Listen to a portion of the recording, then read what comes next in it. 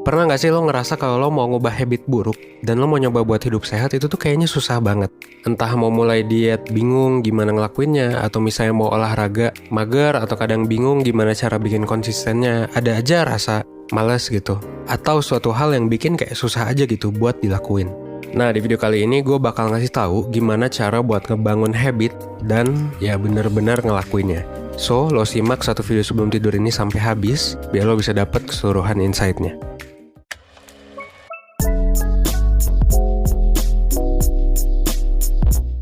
Gue yakin lo yang lagi nonton video ini pernah nyoba buat ngubah pola hidup jadi lebih baik.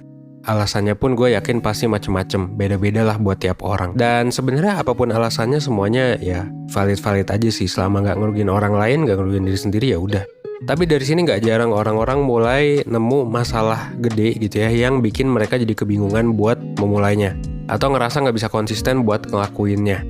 Nah, dari gue sendiri sebenarnya ada dua penjelasan kenapa ini bisa terjadi.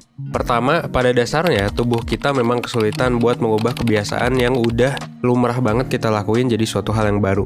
Kalau menurut salah satu pakar adiksi dan kesehatan mental dari UCLA, kebiasaan itu bisa bertahan di diri kita bukan cuma karena kita ngelakuin berulang-ulang, tapi juga karena peran otak gitu.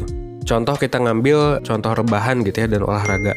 Misalnya setiap lo sampai di rumah habis pulang kerja atau kuliah, misal lo langsung rebahan gitu, terus suatu hari lo mau ngubah kebiasaan rebahan itu ketika sampai di rumah lo jadi olahraga.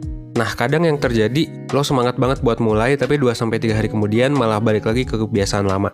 Nah, ini sebenarnya wajar gitu. Karena gini, ketika kita udah punya kebiasaan, entah itu baik atau buruk, ini semua tuh dicatat di memori prosedural gitu. Dan memori prosedural ini yang ngebantu kita buat gerakan-gerakan tadi jadi refleks. Ya kayak nyetir mobil atau motor gitu kan. Itu udah biasa gitu, lo nggak perlu nginget-nginget lagi, udah otomatis aja. Nah, sama juga, habit ini tuh otomatis. Salah satu penggerak memori ini adalah area otak yang namanya basal ganglia. Kurang lebih yang ini fotonya gitu ya. Nah, kalau selama ini lo bisa sikat gigi tanpa mikir gitu ya, tangan lo naik dulu atau turun dulu, sebenarnya ya lo bisa berterima kasih sama organ otak ini. Tapi basal ganglia ini sebenarnya bisa jadi salah satu pelaku yang ngebikin kebiasaan lain itu cenderung buruk buat kita. Contohnya kayak makan yang banyak ketika lagi stres, atau nggak mau makan sama sekali buat menghukum diri sampai dengan berbagai macam masalah gitu. Sekarang kan lo mungkin udah tahu nih alasan pertama dan basis secara ilmunya, bahkan secara fisik gitu ya, kenapa buat ngubah kebiasaan tuh susah. Alasan berikutnya yang biasanya gue observasi adalah, apalagi kalau ngomongin nerapin pola hidup sehat, nggak jarang mereka ngelakuin pola hidup sehat ini sebagai ajang buat ngehukum diri, self-punishment. Misalnya, ketika orang mau turun berat badan sampai 10 kilo, yang mereka lakukan adalah nggak makan sama sekali. Katanya biar jadi lebih kurus gitu. Atau mereka yang olahraga berlebihan karena hukuman dari makan lebih banyak dari biasanya. Nah, mindset ini sebenarnya cenderung berbahaya buat diri sendiri. Kenapa? Karena menghukum diri kayak gitu tuh bukan cuma bikin masalah fisik karena ekstrim, tapi juga ngaruh ke masalah kesehatan mental.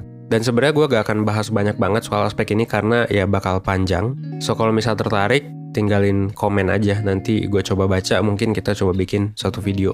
Nah, idealnya sebenarnya ngubah kebiasaan dari buruk jadi baik itu bukan ajang buat punishment. Tapi sebenarnya ini adalah sebuah cara apresiasi diri atau self-reward, atau mungkin cara pertumbuhan lo supaya lo bisa jadi lebih sehat dan lebih baik.